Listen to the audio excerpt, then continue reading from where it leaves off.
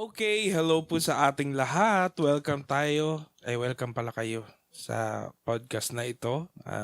Kung meron mga first time, halina kayo, pasok. Well, nasa 2 Corinthians na tayo at yun yung ating pinag-aaralan. Pero kung matagal na kayo sumusubaybay, base sa nakasanayan natin, may mga intro kami, no? Di ba, Sir John? Nakaraan, ang intro natin yung sa divorce. Ito, hindi namin pinapractice ito na parang, ito yung gagawin natin intro. Nagkakagulatan na nga lang kami para talagang genuine yung sagot. Kasi insight lang naman eh. Para ba i-English ito? What's your take sa Pride Month? O paka-controversial na agad, ano? May kinausap ako minsan yan sa klase kasi syempre kapag world religion yung subject tsaka personal development, Teacher nga kasi lahat ng issues kayo mo-offend ka or hindi, dadaanan natin para syempre aware tayo dun sa critical thinking na hindi yung baka ma-offend ganon. Umpisa pa lang sinasabi ko na sa mga students ko na may mga statements or takes and opinions tayo for academic purpose na ma-offend tayo. Kasi kesa isipin ko pa yung makaka-offend ba to o hindi. Umpisa pa So, sinasabi ko offensive ang na take mo. Yun ang gusto mo sabihin. hindi, ibig ko sabihin may mga time na aggressive or offensive or defensive for some particular issues. Ngayon, ang sabi ko is sige, sabihin natin na yung Pride Month. Okay. Sabihin natin, topic nyo talaga.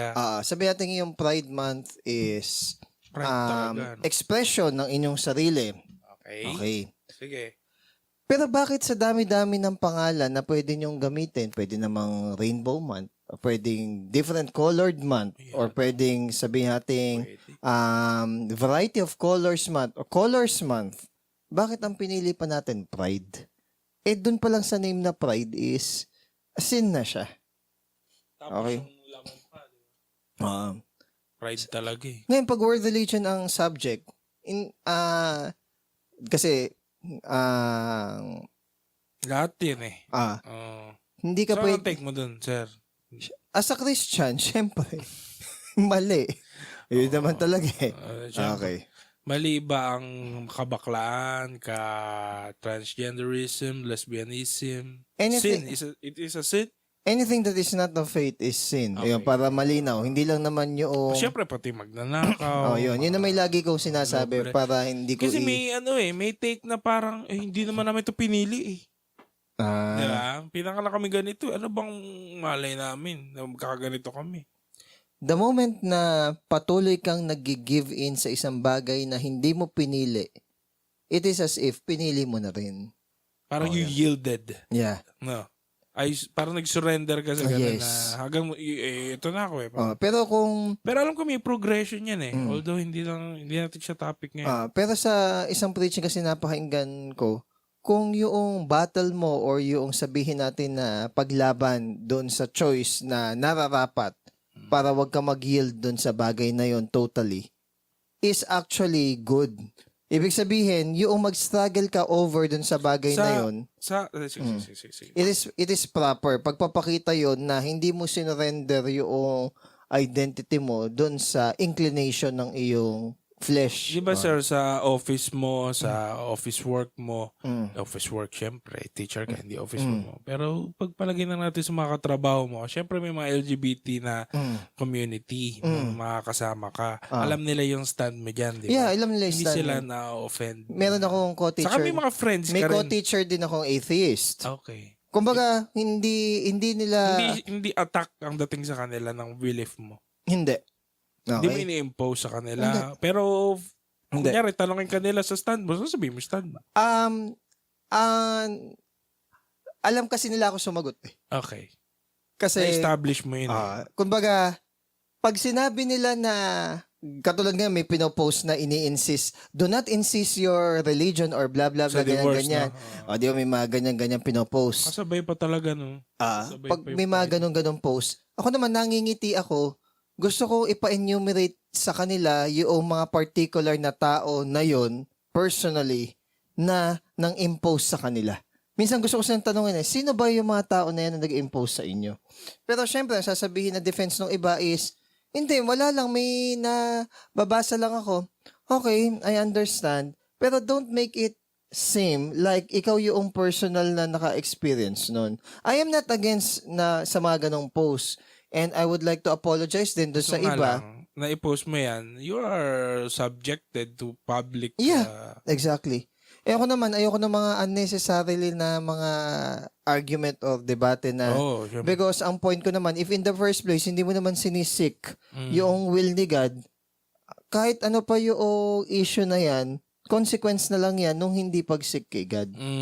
Now, regarding dun sa yung if attack ba or ganyan, hindi ko siya ginagawa sa mga co-teachers. Pero pagdating sa klase, I am very open to ask questions. For example, meron ako estudyante agnostic or atheist. Merong one time may estudyante ko na nagsabi ang bata na nila na maging ganun Kaya nga Meron isang estudyante na agnostic, ang sabi niya is hindi daw siya niniwala sa Diyos nung time na nasa yung parents nila ganun din? Meron ako isang estudyante na yung parents nila is ganun din. Kaya Pero very rarely. ano yun? Kadalasan uso-uso lang ba? Yung iba, oo. Kasi kunwari tinanong ko sila, based on experience mo, sir. ako na, tinanong ko sila, they say niniwala sila sa evolution. My question is, what particular evolution? Kasi marami. Kay Darwin. Hindi, not necessarily like that. Is it microevolution, evolution ng organism? Is it evolution ng world or sabihin natin ng universe? Is it evolution ng mga chemicals? May mga iba't iba kasing uri ng evolution. Alam din nila yung stand nila doon? They cannot answer. Minsan uso lang din, parang hype, parang yung nagrarally lang, nandito lang ako Siguro if ang venue ay sa UP, siguro sa mga school sa Manila, mas marami kang ma-encounter na very firm at alam nila kung ano yung stand nila. However, dito, madalas, hindi. Now, regarding dun sa issue na yung kunwari sa LGBTQ, wala akong natatandaan na meron kaming co-teacher or merong estudyante, even ako personally, na meron akong remarks just because member siya ng LGBTQ. Ibig sabihin, hindi ka ba nasabing homophobe, ganun? Never pa. Ay, so far, wala pa man ako naringgan na sinabi ko yun. Na sinabi ko yun. Ang point ko lang is, wala din ako natatandaan na diniscriminate ko yung isang tao because of their gender. However, ang sabi ko naman sa kanila, pero kapag ang usapan na natin is biblical and spiritual, usapin ng kasal, usapin ng sanctity and salita ng Diyos, papalag ka, no? I have to make my stand. Yeah. Now, for you to call me na, na bigot or sabihin natin na double standard, ibabalik ko rin sa inyo. Bakit kayo, pwede kayong... Exactly, yun. Kasi, napapansin ko yun the loud minority, ang dali nilang sabihin na ganito kayo, ganyan. Ngayon, kapag nag-iisip naman ako, naman ako natatandaan na particular na diniscriminate or binuli because of their gender or ganito. Yan. So, kumbaga, nagiging minsan defensive or para bang ang dating is parang laging ape. When in fact, yun yung gusto ko victim mind. Kaya, hindi ko dinidiscount na may mga victims talaga. Maganda nga yung isang quote sa Ant-Man yung sa Quantumania. Just because hindi yun nangyari sa'yo doesn't mean it didn't happen. So, kumbaga, hindi ko dinidiscount na maaring sa iba na discriminate sila or na bash sila. Now, if may mga... Sila yun. If there are so-called Christians na discriminate sila or sinabihan sila ng masakit or denominate sila because of their belief, I apologize if that is the approach of those kind of Christians. Pero sa part ko, ang stand ko naman is, if you would ask me of my stand regarding that, isasagot ako ng and that is not bigotry and that is not double standard. Free speech. Oo. Hindi siya yung parang, ay grabe ka naman, paano naman yung nararamdaman namin, paano naman yung ganito yung feelings and emotions. In the first point, if we are going to talk an argument about feelings and emotion, that is a fallacy. That is ad misericordiam or appeal to emotion. Kasi wala nang Mali na agad. Dahilan. Kasi ang basihan na natin is emotions. Oo. So, kumbaga, Hindi absolute. yun. So, kumbaga, before we accuse someone of bigotry or hypocritical, lagi natin tatandaan na hindi lahat ng religion or religious people ganun. Kasi minsan kung mag-post yung iba, Stereotyping din. yun, alam nila yung stereotyping pag against sa kanila. Oo. Pero Pero pag pag sila sa kanila na, some, I'm not saying all, Mm. some, hindi sila aware na nang i-stereotype din sila ng ano. Oh, yun, Yun lang naman. Kasi syempre, bilang Kristiyano, kailangan we have to make a stand about that. Nakakatawa ngayon sa Pride Month. Bakit daw isang buong ano? month? Okay. Month nga eh. Father's Day isa, Mother's Day isa, birthday ni Jesus isa, araw.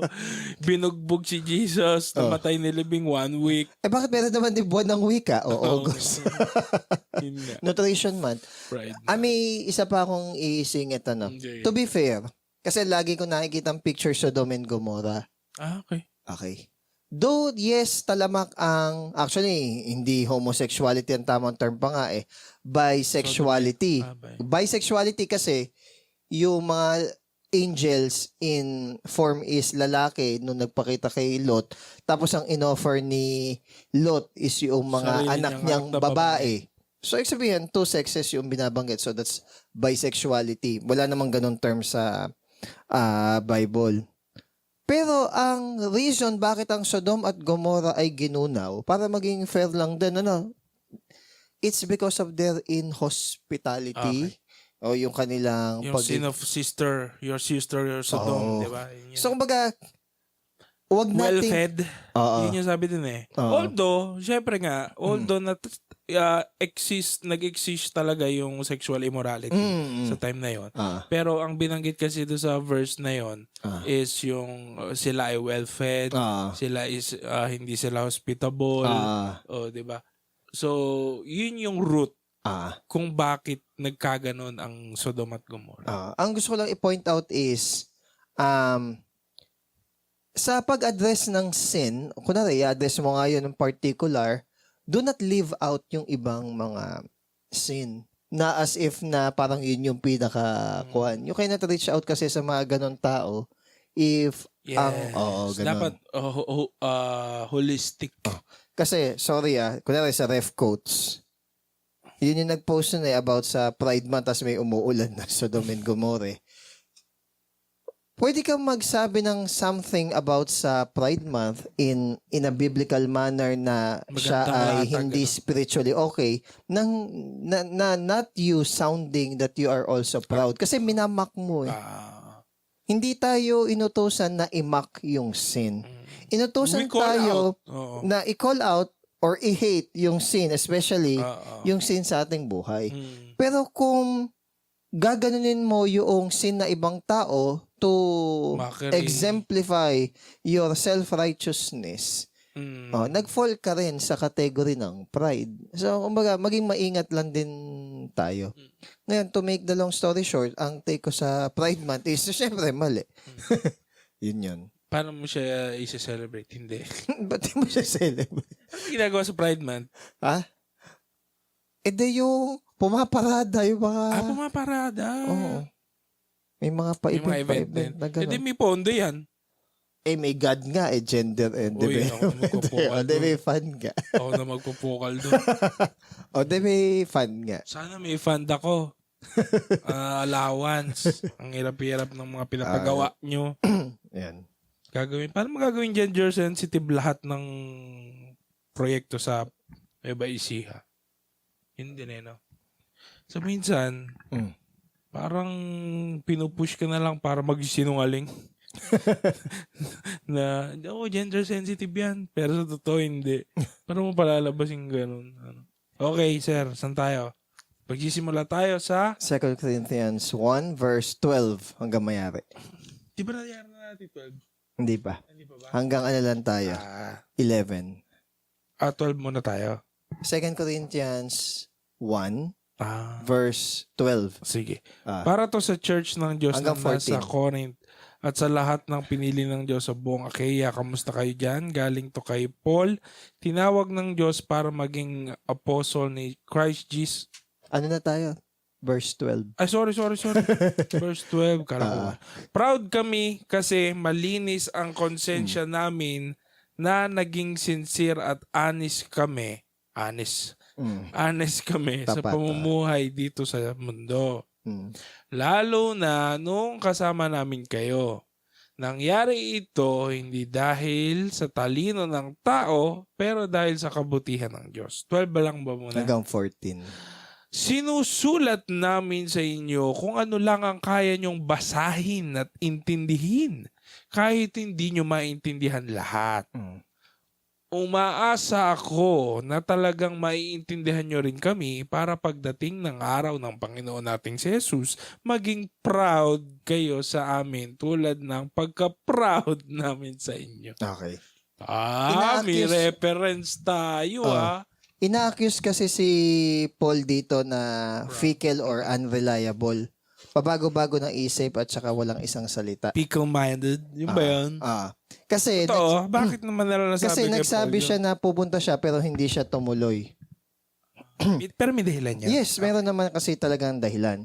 Ngayon, ang pinapoint out dito ni Paul habang sinusulat itong letter na yon is malinis yung konsensya niya na hindi siya double-minded na may reason kung bakit niya ginawa yung... Hindi siya yung parang mema lang. Oo. Tapos wala siyang palabra de honor. Parang ganito, oy, coffee tayo minsan at hindi na sila nagkape magpakailanman. Ba't ba ganun?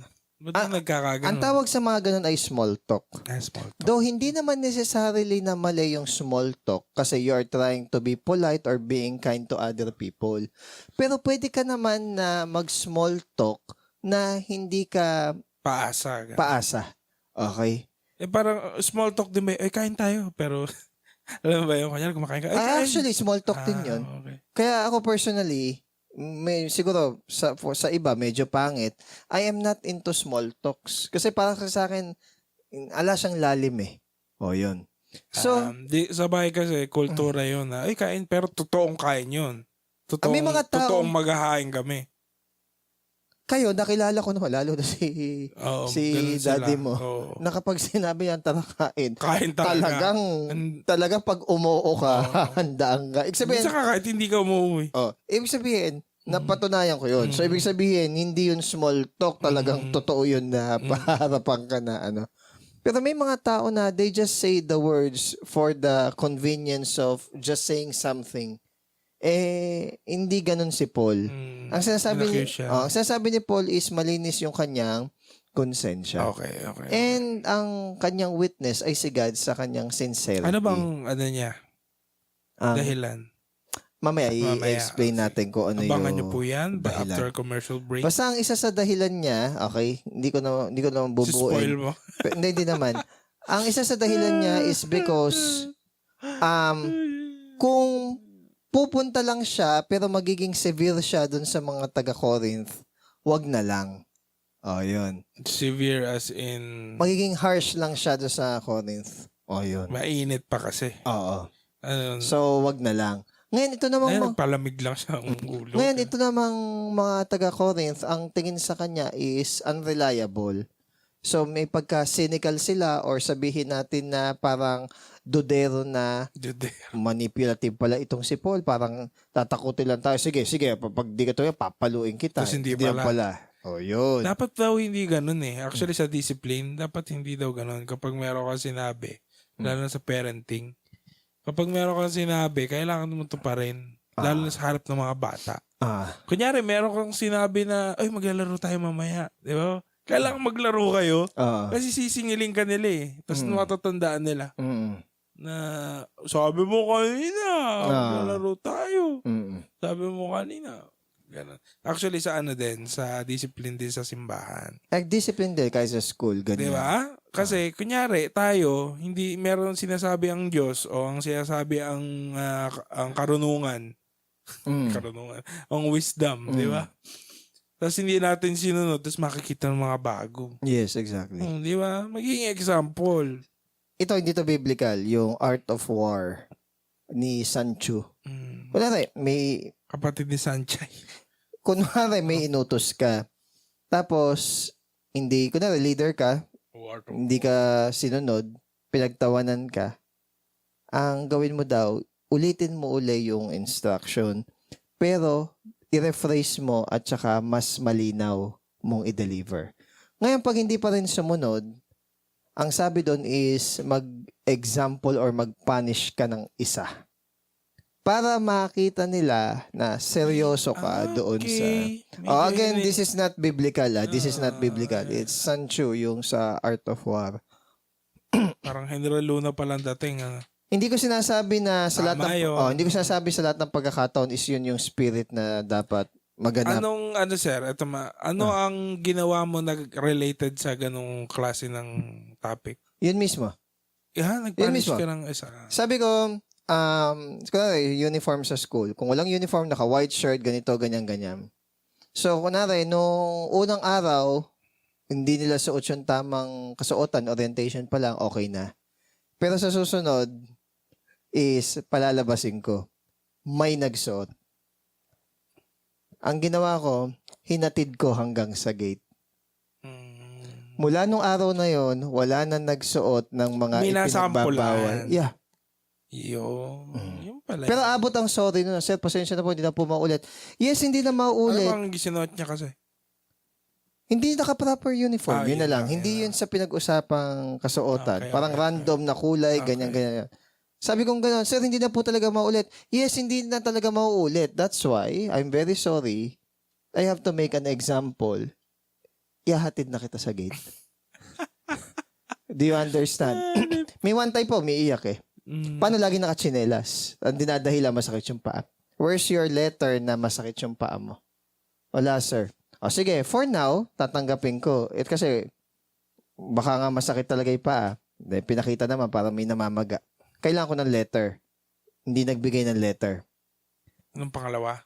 Nung sumunod na, di ba, wala siya letter yung dala na nun, hindi nagbigay ng letter. Sabi ko sa kanya, pag di ka nagbigay ng letter next time about siya, hindi kita tatanggapin. Hindi ko tinanggap. Pag may sinabi ka na gagawin mo, dapat gawin mo. Okay. Para mag-set ka ng example. It's not necessarily about being strict. It's setting integrity. O di after nun, ayun na. Pag sinabi mo. Nakasuot na ng ganon. Tama. Tapos nung dumating yung time na parang summer time na tapos payari na yung klase, wala na talagang mga ganon lesson, completion na lang. Sinabi ko na okay, pwede na magsuot ng allowed na. Pwede na magsuot ng iba't ibang damit basta modest. Majority naman sa kanila hindi pa rin nagsusuot. Nakita mo? Ng modest. Hindi pa rin sila. Sabihin, kahit na allowed na, hindi pa rin nila sinusuot. Kasi na-discipline na sila. Ayun. Sa church? Sa church? Paano ba yun? Yung mga damitan, yung pagiging modest na, sabi naman. Hindi naman tayo nagdidikta kung gaano kahaba o gaano kaikli. Pero syempre, kaya nga yan damit. Kaya yung ginawa, para takpan ng balat. Kaya nga damit eh. Basta yung mga part na, lalo na yung mga sensitive, is sa mag-asawa. Hindi, ganito, sa mag-asawa. Ang nakakita lang dapat niyan is ikaw, tsaya asawa mo. Other than that, wala nang iba. Sabi nga ni Eli Soriano, di ba? Eli Soriano. Ano ang purpose mo? Bakit ka nagdadamit ng mga ganong damit? Yun na lang ang acid test nun eh. Yung heart na lang ang acid test eh. Para mag-feel, sexy ka or bulky or attractive, mali yung intention mo. So, doon ba sa point na yun, hindi ako magdidikta kung gaano kahaba o kaikli. Basta decent eh. Ngayon, ang lagi ko pang ginagawa example niyan, sige humarap ka sa presidente ng ganyan na suot. O humarap ka pumunta sa eskwelahan na ganyan yung suot. Pero yung iba, sorry sa term yung parang wala ng sense of common sense. Na sige, pupunta pa sa eskwelahan kahit ganon. Ito ako eh. Kasi nga Pride Month. May one time, 5 times ko na siyang binabawal. No ika-5th time, nagalit na talaga ako. Panigalit mo, rar, gano'n. Alam mo na, pipi ka na talaga. Ganun na talaga. Umuwi siya, nagpalit ng damit. Sir, hindi naman po talaga ito yung Sabi kong ganon. Okay, wag niyong gagayahin to. Ano lang to, disclaimer. Sige. Habang nandito ka sa loob ng school, sumunod ka sa mga rules and regulations. Eskwelahan to eh. Formal setting to. Formal din yung environment. Gusto mo pagtungtong mo, dan unang tapak pa lang dyan sa may gate palabas ng eskwelahan, maghubo ka. Sige, go. Sabi kong gano'n. Of course, ang point ko naman nun, hindi naman para literal maghubo. Ang point lang nun is, sumunod ka habang nandito ka pa. Sa facility, sa With honors vicinity. yun. With honors yun Okay. Kaya nga minsan, hindi porket honors, merong tamang value system So we have to reiterate them, yung mga ganung bagay. Well, sa simbahan kasi, para kasing may mga churches ngayon na talagang kahit mga worship leaders sa mga maraming charismatic churches na hindi na strict sa mga kasuotan. Kaya dito ko naman commendable yung mga traditional niya rin na Baptist. Yung katulad ng mga Bible Baptist. Talaga, ang di ba kaya na kwento ko na kaibigan namin? Oo, di ba nagsuot tuloy ng pantalon? Parang yun yung niya, parang yun yung parang iniisip niya kung tutuloy ko ba to kasi yung damit ang well, okay naman, nag-submit yung babae na yun sa ganun lang sa naman. rules. Well, okay. 15 to 17. Sigurado ako sa bagay na to, kaya pinlano kong bisitahin muna kayo para 2 beses kayong mabless. Plano ko kasing bisitahin kayo bago ako pumunta sa Macedonia, tapos dadaan ulit ako pagbalik ko. So 2, no? Para matulungan nyo ako sa biyahe ko papunta sa Judea. Hanggang 16? 17. Mukha bang pabago-bago ang isip ko sa sinasabi ko? Nagpaplano ba ako kagaya ng mga tao dito sa mundo na magsasabing oo tapos di naman pala gagawin? Okay. Isa-isahin ko Yun pala. Isa-isahin ko para specific. Niya, no? Unang Korinto 16, 5 to 7, nangako si Paul na pumunta sa Corinth pagkayari ng trip niya sa Macedonia. Ngayon, nagbago siya ng plano at nag-decide na lang siya na pupunta muna siya sa Macedonia and then pupunta sa kanila after. Okay? Para magkaroon sa kanila ng second benefit. Okay? So, ang nangyari is ganito. Si Paul is nag-visit papunta sa Macedonia, but it was painful for both him and the Corinthians because it was full of confrontation. Kasi issue. Yan, sa 1 Corinthians, di ba, puro confrontation yung mga sinabi. Sa una, kasi pangalawang Korinto na to. Ngayon, at some time after this visit, Paul, or perhaps yung representative niya, is ininsulto sa Corinth ng mga anti-Paul party. No. Which is mababasa natin yan sa mga latter chapter. Ngayon, dahil yung unang visit ay hindi Christian okay. to. Mga Christian na anti-Paul. Daw. May mga ganun talaga. Division nga di ba? Corinth nga Ngayon, sabi dito, dahil yung unang pag-visit niya ay hindi okay at nakikita niya na wala nang benefit yung pangalawang pag-visit, inabandon na niya na balikan yung Corinthians after sa Macedonia. So instead, ano na lang ginawa niya? Pinadala niya si Titus mula sa Ephesus papunta sa Corinth. Ayan. Basta in short, yung reason lang niya is because ayaw niya na magpakita sa Corinth tapos galit na naman yung o kaya pang re-rebuke na naman yung magiging setup. Mainit pa nga. Gagaling lang sa 1 Corinthians. So, sermon pa lang. So kumbaga, kinikriticize nila si Paul as a person na pabago-bago ng plano. Paano ba? Ganun naman kasi ang tao Nasabihan sila So ano ang pwedeng gawin nila? Hanapan ng butas to. Actually, may self-control pa nga si si Pablo. Paul biruin mo, hindi na niya hinarap kasi pag hinarap niya, baka kung ano pa yung masabi niya. Oo. Saka, di ba, yung typical na tao, wala kang maibutas eh. Mm. Bilo mo naibutas sa'yo, wala kang integrity. Kasi sabi mo, bisita ka, pero di ka naman bumisita. Puro mga layo, di ba? Sa mga pressing issues ng buong unang Korinto, di ba? Tapos ang naging bato nila, wala ka pala isasalita eh. So, alam mo yung mga, isip bata. alam mo yung tawag dito, bloke yung bloke yung binagsak sa'yo. Tapos para makaganti ka, Titira ka. job ka ng maliit na bato. We should be reasonable. Okay. Ayun. Pero kumbaga, mali ang mga Corinthians para i-blame siya dito sa bagay na to because meron naman talaga siyang sapat na dahilan bakit niya hindi ginawa yung una niyang plano. Verse 18. Kala ko, 18 lang. Ka pala eh. Kung gaano ka-faithful ang Diyos sa inyo, ganun din kami sa inyo. Hindi kami nangangako sa inyo tapos iba ang gagawin namin. Okay. Ang ginamit niya example dito is si God mismo. Na si God is tapat. Sa inyo. Tapat siya sa mga pangako. Bili mo regardless ng mga sins, shortcomings ng mga Corinthian church, di ba? Tapat pa rin ang Diyos sa Kung kanila. paano daw si God is tapat sa kanya, siya din daw is tapat sa Corinth. Yung sinasabi naman niya is hindi naman yes and no. Kumbaga hindi naman pabago-bago. It so happen nga na kailangan niya na humarap doon sa mga tao na yan, hindi na because of sorrow or disappointment or sabihin nating rebuke. Timing. Yeah. Ayun. Okay na yan. Hanggang doon lang naman. 19 to 22. Kasi si Jesus Christ ang Son of God na pinreach namin ni Silas at Timothy sa inyo. Hindi yes at no si Jesus Christ. Kasi lagi siyang yes. Mamaya may tatanong ako dito. Okay. Sa tulong niya, nangyayari ang lahat ng mga pangako ng Diyos kaya nasasabi nating Amen para bigyang papuri ang Diyos. Hanggang 22, no? Kaya nga, confident kami at kayo rin na nagkakaisa tayong lahat kay Christ sa tulong ng Diyos na pumili sa atin para gawin tayong banal.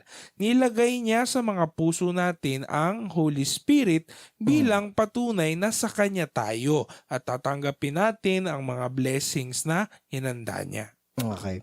So, ang ginamit niyang example dito is si Jesus. Si Jesus, hindi pa bago-bago yung kanyang isip. So, ibig sabihin, mapanghahawakan natin yung promises ni God. Even yung tatlong persona. Okay? Si God the Father ba kay Jesus? Yes. Tapos pagdating dun sa Holy Spirit? No. Hindi They are in unity. Okay. So, kung papaanong si God is with high integrity kay Paul, syempre si Paul, yun din yung kailangan niya i-exemplify. Kaya nga sinabi niya, imitate me as I imitate Christ.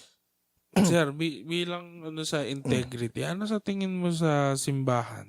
Na ano mga practice yung kalimitan na nawawalan ng integrity? Siyempre, magsimula tayo sa simbahan natin, alam ko simbahan ng iba. Ano sa tingin mo yung parang walang integrity tayo sa area na ito?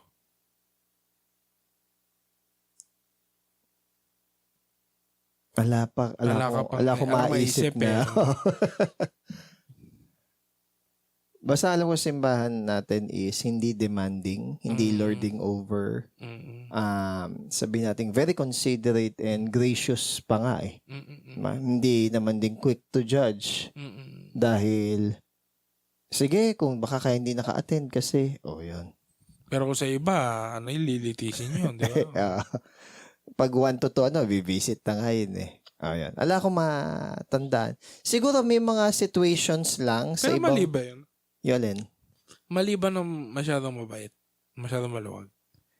Siguro ang tamang term is ano ba ang ibig sabihin ng mabait in comparison with pagiging mabuti? Ayun nga din. Kunwari, mabuti is goodness. When will you draw the line? Kunwari is mabait na tolerant ka sa mali na sin na talaga, mali yung... Hindi, kunyari sa attendance, sa pag-attend, di ba? May mga tanong tayo na nasagot noon, sa reform, pag 3 times kang absent, kailangan explain ka, di ba? Parang bisitahin ka. Kung ano. At naintindihan ko kung bakit kailangan may ganun, kasi for accountability. Oo din. Sa atin Saka, naman. kasi parang wala naman sa Bible na, pag 3 beses di umattend, di ba? Wala namang ganon. Mm, Actually, ito, pwede natin sabing man-made, mm, no? O na-discipline. mm. Ano sa Mainam, tingin mo okay yung ganon? okay siya if ang inaano na natin dito is yung culture ba na accountability. Pero para sa akin na hindi naman kasi kailangang umabot sa ganon if yung bawat individual alam nila yung gravity ng pagiging accountable. Paano yun, sir? Kunyari, sa part nga ng church, sabihin na natin na parang hindi accountable si brother saka si sister. Anong gagawin natin sa church? Di ba sabi, if you see a person in error, Kausapin. go show him his fault. Ngayon, kunwari magagana, napaka-judgmental mo naman, blah, blah, blah. And in your assessment, ginagawa mo lang na may trabaho mo.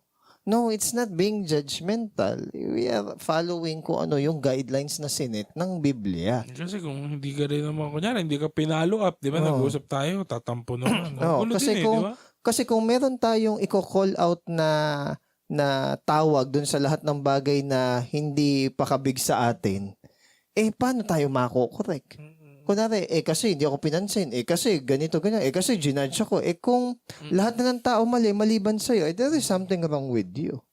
Yeah. So, you have to consider din, yung nagko-correct ba sa'yo is random person lang ba na hindi mo naman baka gano'ng naman marami kilala? nagsasabi, di ba? Oh. Consider din. The point na brethren mo or sabi natin baka elder pa yung kaya nga minsan elder na yung sumasama para mag-correct na yung pagko-correct at yung message na sinasabi niya sa inyo is hindi naman necessarily na para saktan ka. Ang purpose niya is to guide over your soul. So yun, wag natin sanang mamasamain.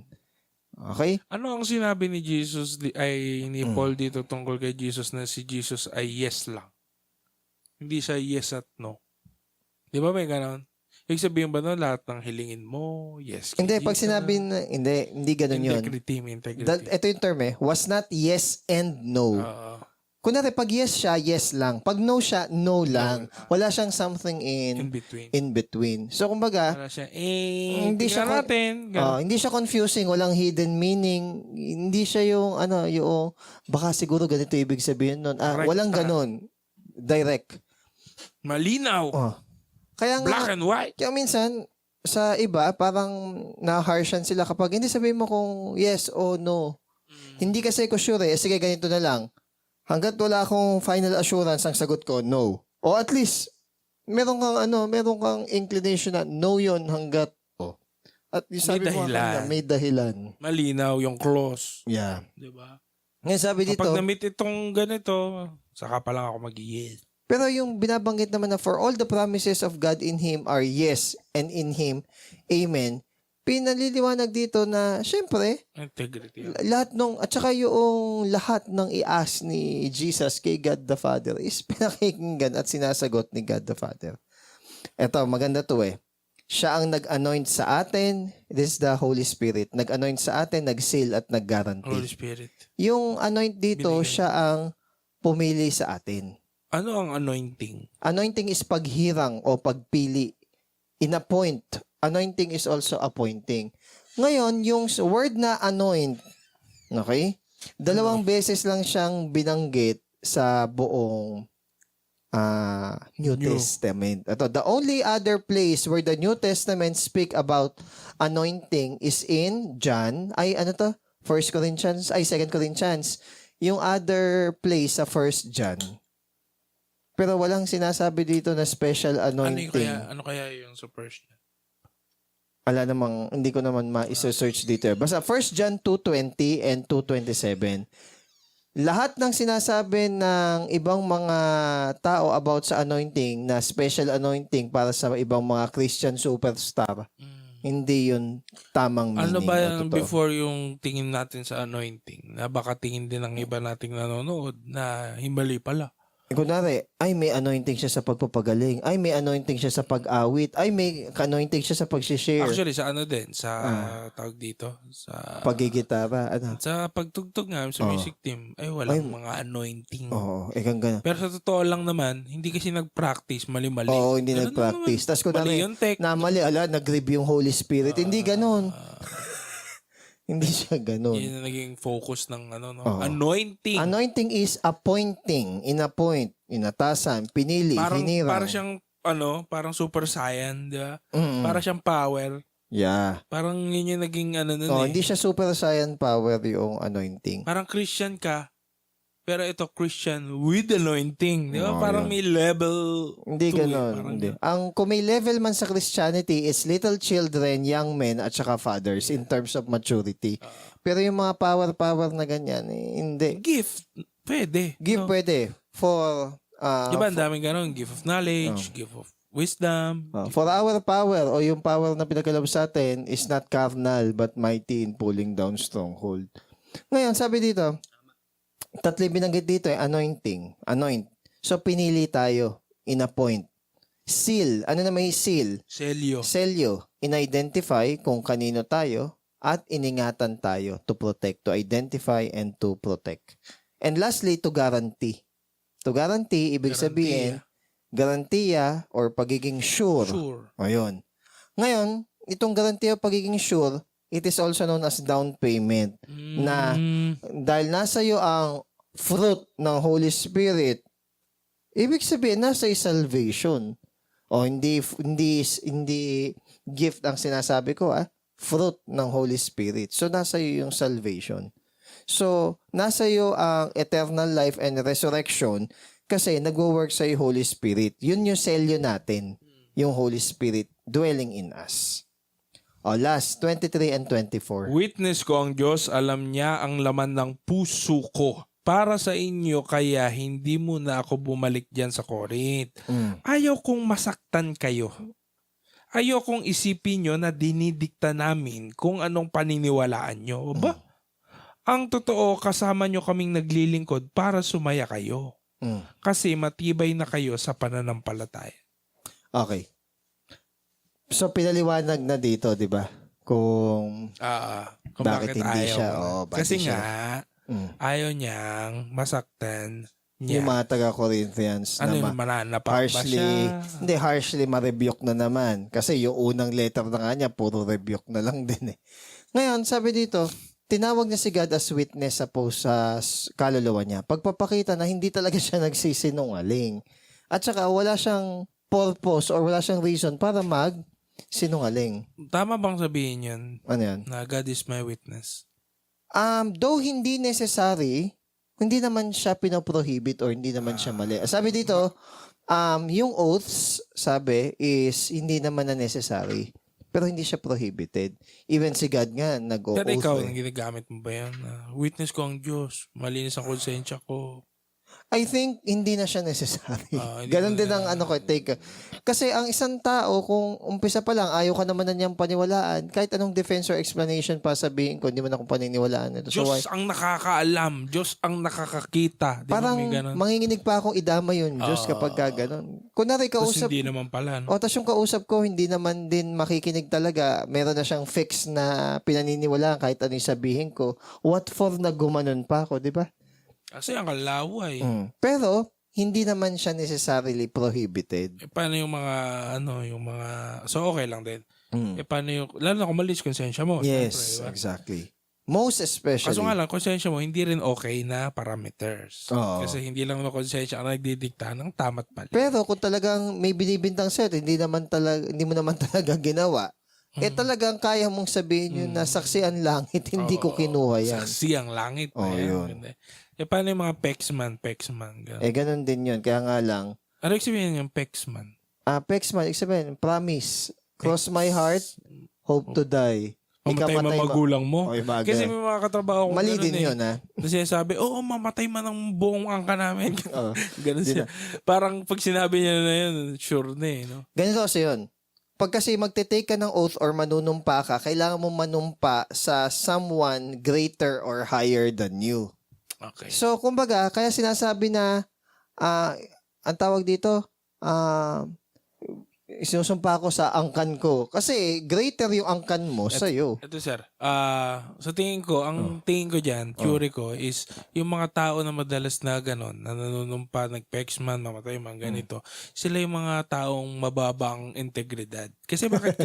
Kasi kailangan mong kailangan mong i-level up yung sasabihin mo para ma-recognize na, oy, serious to. Di ba? Kasi parang siguro pag may sinasabi kang, sige, oo, pupunta ako. Pero kilala ka na kahit pag sinabi mong ganun, ay wala yan, drawing yan. Sa school. Kaya mo kailangan ng bigyan ng emphasize mo na mamatay man, ay sure na. Pero yun nga, kami ni Che, di ba, kunyari, meron ka sinabi, kunyari, dadating kaya si sir? Darating yun, sinabi niya eh. Sa school, meron kaming co-teacher na naubos na integrity, Ngayon sabi, then nagpaplano kami ng R&R. Kanyang ganon. Sabi nga, ay, hindi matutuloy yan. Kunwari, pinaplano daw. ang nagsabi nun, yung taong walang integrity. Kunwari, ang pangalan nung tao na yun na walang integrity, example lang Bong. Okay. Then sinabi ko, bakit Bong ba pangalan ko? Tatawa-tawa lang siya. Ano kasi uto yun yung mahilig mang asar, mang Alaska Hindi niya nasasakta kahit sabihan mo siyang walang integrity. Kekoy siya. Ang point lang natin Nagasgas siya, gano'n. Magkakaiba kasi ng binavalue yung tao Para sa akin kasi yung integrity mahalaga kasi wala kang integrity, ang dami mo pang kailangang i-explain. Pero pag may integrity ka, kunwari sinabi, tapos, wala nang iintindihin yung tao, ay sure yun. Kasi meron ba siyang history na pabago-bago ng isip? ano ba ang pwedeng i-relate sa integrity? Honesty. Yun din. Sa oras, particular niya sa oras. Yun. Yung part na, Integrity sa ayun, oras. doon naman sa pagiging late, aminado ako, nalilate ako. Okay, ayan. Pero yung... School? Hindi. Mabot ako sa DTR Pero ano yun Pero ano yun, buzzer beater. Kunwari ang pasok ko 7:30. Galakad ka lang, nagbabike. Hindi, lakad lang. Kunwari 7:30. Ang mga time in ko, 7:25, 7:26, 7:27. Lalo na kunyari, public servant tayo. Integrity, napakalaga. Tsaka yung pag-uwi. Kailangan minimum 6 hours ang nirender mong service. Kasi, hindi mo ninanakaw yung resources ng school. Yung oras naman. Yung oras naman. Ayan. Ano pa? Take dyan. Ito. It has been said that God reserves 3 things to Himself. Una, to make something out of nothing, to know future event, and to have dominion over men's conscience. Ito yung good news. Si Paul, hindi siya dominanteng tao regarding sa faith ng ibang tao. So kapag ang mga churches ay dominante sa kanilang church members, hindi siya tamang spirit or hindi siya tamang practice. Di ba na nakaraan, yung sino na nga ba yung si Apollos. Hindi niya dinidiktahan si Apollos, di ba? So pagpapakita yon na we don't dominate each other. Kung meron mang tamang term, hindi Lord.